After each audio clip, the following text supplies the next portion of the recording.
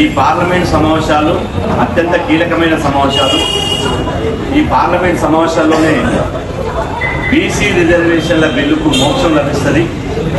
ఈ పార్లమెంట్ సమావేశాల్లోనే 42% రిజర్వేషన్లు పెంచుతూ రాష్ట్ర ప్రభుత్వం పంపించినటువంటి ఇవాళ రిజర్వేషన్ల బిల్లు ఏదైతుందో అది చట్ట రూపంలో పార్లమెంట్లో చర్చ జరిగి చట్ట రూపంలో వచ్చి 9th షెడ్యూల్ పెడతారని చెప్పి మేమందరం ఆశించాం.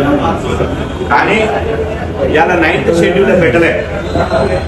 నెల రోజులు అంటే జూలై 21 నుంచి ఇప్పటి వరకు నెల రోజులు పార్లమెంట్ సమావేశాలు జరిగిన ఈ నెల రోజుల లోపల అంటే సెలవు దినాలు కూడా 20 రోజుల పాటు పార్లమెంట్ సమావేశాలు జరిగాయి. 20 రోజుల్లో బీసీ రిజర్వేషన్ల మీద పార్లమెంట్ లో చర్చ జరగలే. ఇది చాలా అన్యాయం. ఈ పార్లమెంటు సమావేశాలు బీసీలకు అన్యాయం చేసినటువంటి సమావేశాలు. అసలు ఈ పార్లమెంట్ సమావేశాల్లో బీసీల ఊసే లేదు, బీసీల చర్చ లేదు, రిజర్వేషన్ల బిల్లు మీద చర్చ లేదు. ఎంత అన్యాయం అంటే బీసీలను అన్ని రాజకీయ పార్టీలు మోసం చేసినాయి. అడగాల్సిన వాళ్ళేమో అడగలేదు, పార్లమెంటులో మాట్లాడాల్సిన వాళ్ళు మాట్లాడలేదు, కానీ చేయాల్సినటువంటి వాళ్ళు చేయలేదు.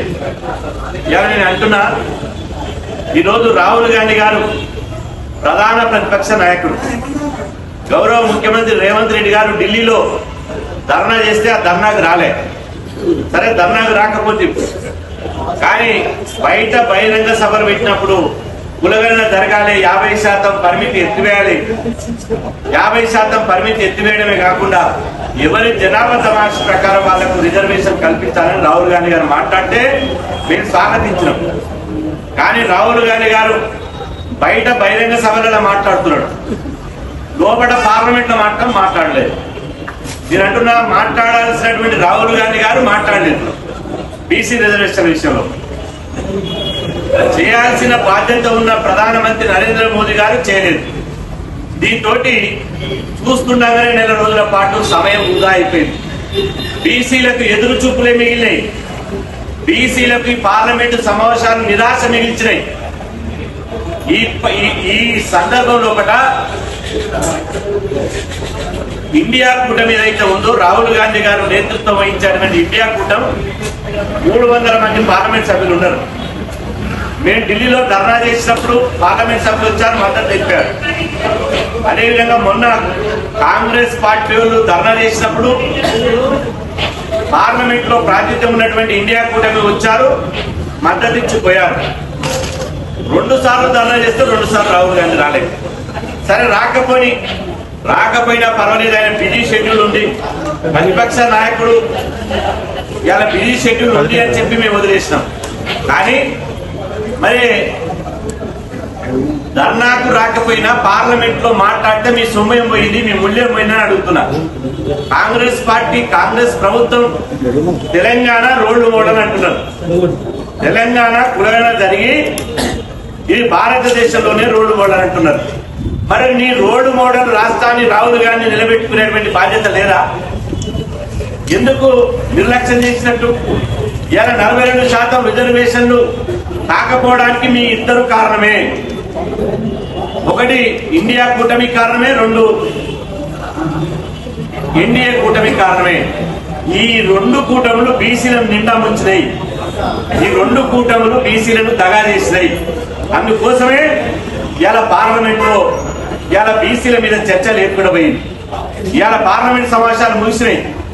రాహుల్ గాంధీ గారు బీహార్ లో ఓటు దొంగతనం జరిగింది, ఓట్లు గల్లంతైనని చెప్పి పార్లమెంటు స్టార్టింగ్ నుంచి ఎండింగ్ వరకు అదే ఎత్తుకున్నారు తప్ప ఇంకో 2వ విషయం మాట్లాడలేదు. అంటే రాహుల్ గాంధీ గారికి బీహార్ తప్ప తెలంగాణ కనపడదని అడుగుతున్నా. బీహారేనా? ఇలా సామాజిక అంశం వచ్చినప్పుడు, కులగణన జరిగినప్పుడు కులగణన మీద ప్రధానమంత్రి మీద ఎందుకు ఒత్తిడి తీసుకురాలే? రేవంత్ రెడ్డి గారు ఢిల్లీలో ధర్నా చేసే ముందర అన్నాడు, ఏమని? మేము ఢిల్లీకి పోతున్నాం, ఢిల్లీలో అవసరమైతే మా రాహుల్ గాంధీ గారిని తీసుకుని ప్రధానమంత్రిని కలుస్తా అన్నాడు. కలిసిరా? ప్రధానమంత్రిని అపాయింట్మెంట్ రాహుల్ గాంధీ అడిగారా? ఎందుకు అడగలే? అంటే బీసీల మీద మీకు ఓట్లు కావాలి, బీసీల మీద రాజకీయాలు చేయాలి, బీసీలను రాజకీయంగా వాడుకోవాలి, తర్వాత వదిలేయాలి. నీకు చిత్తశుద్ధి ఉంటే పార్లమెంట్ ఎందుకు మాట్లాడలేదు? పార్లమెంట్ లో మాట్లాడారు కదా, బయట మాట్లాడితే ఏం ప్రయోజనం? రాహుల్ గాంధీ గారు వచ్చి బయట మాట్లాడతారు, సభలలో సమావేశాల్లో మాట్లాడతారు. అదే పార్లమెంట్ లో మాట్లాడితే బీసీ రిజర్వేషన్ల బిల్లు కొలిక్కి వచ్చేది కదా. బీసీ రిజర్వేషన్ల బిల్లు కొలిక్కి వస్తే 42% రిజర్వేషన్లు తెలంగాణలో అమలైతే ఈ రిజర్వేషన్లు అమలైనటువంటి రాష్ట్రం ఢిల్లీ వ్యాప్తంగా దేశవ్యాప్తంగా రోడ్డు మోడల్ అవుతున్నాయి కదా. కానీ అది చేత కాదు. ఏమున్నా బహిరంగ సభలలో మాట్లాడడం, బీసీల ఓట్లు దొబ్బేయడం, బీసీలను మోసం చేయడం. మీ వైఖరి బీసీలంతా గమనిస్తున్నారు. మీ యొక్క మోసపూరిత ఈ బీజేపీ అదేవిధంగా ఇండియా కూటమి ఎన్డీఏ కూటమి మోసం వైఖరి బీసీలంతా గమనిస్తున్నారు. మీరు బీసీలను మోసం చేస్తే మేమంటున్నాం, దీనికి రేవంత్ రెడ్డి గారే బాధ్యత వహించాలి. మీ రాహుల్ గాంధీ గారు మాట్లాడలేదు కదా, పార్లమెంట్ లో మాట్లాడలేదు కదా. మీరు అందుకనే మీరు ఏం చేస్తారో మాకు అనవసరం.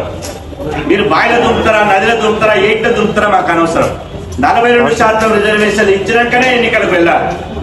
ఇచ్చిన తర్వాతనే ఎన్నికలు పోవాలి. 23 తారీఖు నాడు పిఎస్సీ మీటింగ్ ఉంది, దాంట్లో నిర్ణయం తీసుకుంటాం. ఏం నిర్ణయం తీసుకుంటారు? 42% రిజర్వేషన్లు ఇచ్చినాకనే ఎన్నికలు పోవాలని నిర్ణయం తీసుకోవాలి. లేకపోతే బీసీ సమాజం అంతా కాంగ్రెస్ ను దోషిగా నిలబెడుతుంది రిజర్వేషన్ల విషయంలో. మీరు ఈ వైఖరి తోటి ఉంటే మాత్రం మీకు చిత్తశుద్ధి లేదనడానికి ఈ 20 రోజుల పార్లమెంట్ సమావేశాల్లో మీరు మాట్లాడుకోవడమే ప్రత్యక్ష ఉదాహరణ. కేవలం ఎవరు మాట్లాడారు? తెలంగాణ నుంచి పోయినటువంటి 8 మంది కాంగ్రెస్ పార్లమెంట్ సభ్యులే ఆ పార్లమెంట్ లో వాయిదా తీర్మానం ఇచ్చారు. వాళ్ళే ధర్నా చేశారు. వాళ్ళే అక్కడ ఇక్కడ ఇవాళ బీసీల గురించి మాట్లాడారు, పోరాటం చేసింది తప్ప మరి వాళ్ళకి మద్దతుగా 300 మంది ఎందుకు పాల్గొనలేదు? మల్లికార్జున ఖర్గే గారు ఎందుకు ఒక్కరు కూడా రాజ్యసభలో మాట్లాడలేదు? ప్రియాంక గారిని ఎందుకు మాట్లాడలేదు? మీరు పార్లమెంట్ లో మాట్లాడరు. తెలంగాణ ఎంపీలు ధర్నా చేస్తే ఆ ధర్నకు మద్దతు తెలుపరు. మీరు ఇండియా కూటమి నుంచి పార్లమెంట్ బైకాట్ చేయరు. ఎంతసేపు సార్ సార్ సార్ అని పట్టుకురు. అదే పిచ్చి పెట్టింది తప్ప ఈ ఇండియా కూటమి కాంగ్రెస్ ఢిల్లీలో ఉన్నటువంటి కాంగ్రెస్ నాయకులకు బీఆర్ పిచ్చి తప్ప తెలంగాణ పిచ్చి లేదు. ఈ బీసీ రిజర్వేషన్ సాధించాలి, తెలంగాణ రోడ్డు మోడల్ కావాలనే ఒక ఆలోచన కూడా లేదు. మిమ్మల్ని ఎందుకు నమ్మాలి కాంగ్రెస్ బీసీలు? ఏ విధంగా పార్లమెంట్ లో మాట్లాడిన మనం నమ్మాలి. కాబట్టి దీనికి రాహుల్ గాంధీ గారు సమాధానం చెప్పాలి. లేకపోతే మాత్రం పార్లమెంట్ లో మాట్లాడకుండా బజార్లలో మాట్లాడితే మాత్రం కాంగ్రెస్ ను బీసీలు నమ్మే స్థితి లేదని చెప్పి సందర్భంగా తెలియజేస్తున్నాం.